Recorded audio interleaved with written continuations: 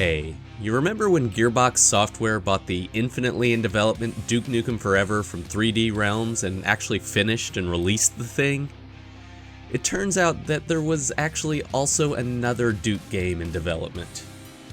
3D Realms had partnered with Interceptor Entertainment, the Danish studio responsible for 2013's Rise of the Triad remake, to make an isometric RPG-influenced shooter called Duke Nukem Mass Destruction.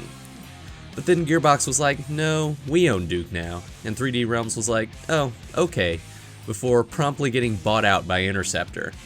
They removed Duke from the game and retitled it Bombshell. Is any of that really relevant to the finished product? No. But that courtroom drama is infinitely more interesting than anything going on in this dull, derivative shooter. Aliens have invaded the Earth and kidnapped the president. There's only one person who can stop them, the titular Colonel Shelley Bombshell Harrison, a badass chick with a sick robot arm and major attitude. This would have been a corny combination of cliches 15 years ago, let alone today.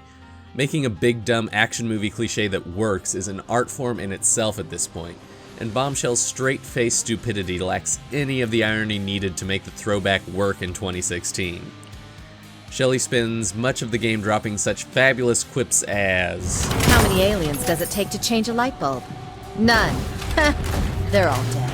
a line which you will hear literally dozens of times throughout the game. At a certain point she remarks, "Who the hell writes this stuff?" which is a sentiment I can kinda get behind. A couple of cutscenes are just aggressively dumb enough to be funny, but those are few and far between.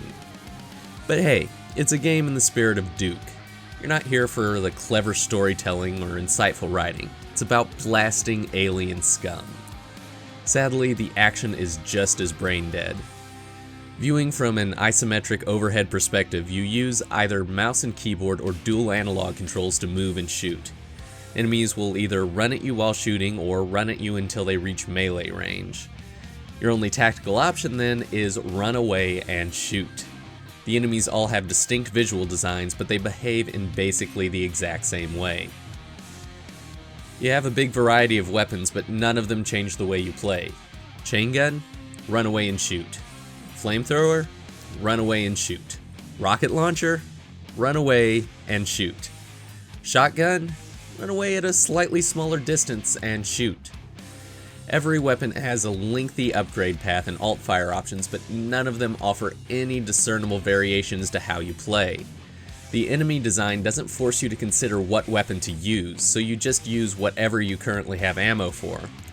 A few special abilities governed by a recharging meter are there to add wrinkles to the gameplay, like a dashing power punch that sends enemies flying or a shield that absorbs gunfire and damages anyone who gets close, but they do nothing to break the loop of running away and gunning.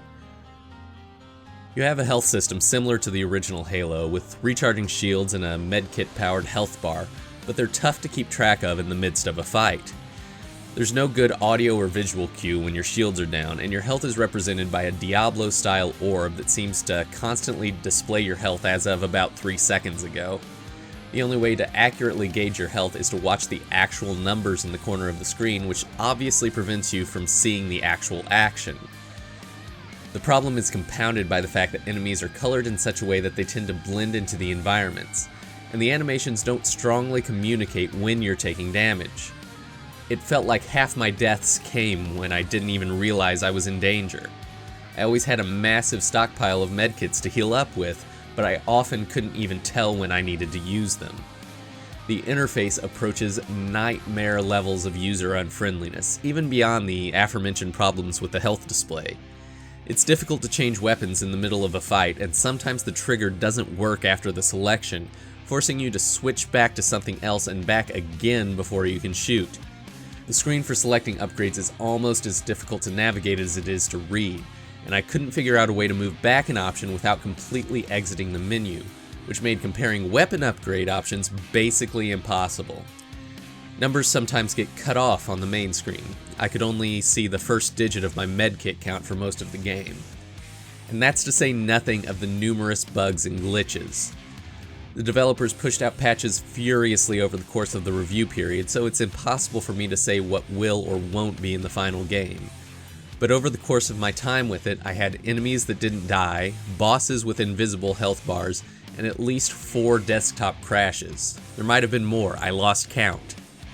I have not finished the game due to a glitch in the first level of the game's final area that kept me from collecting an item necessary to progress, and no amount of restarts or respawns would fix the problem. Will these problems be fixed by the time the game's available for purchase? Some of them, certainly.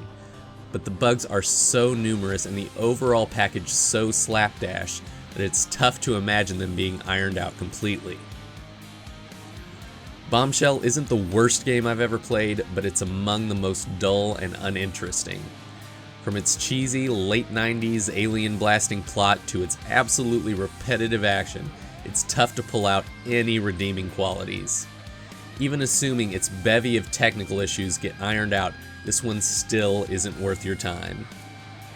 Bombshell is a 4.5 out of 10. How many aliens does it take to change a light bulb? None. They're all dead.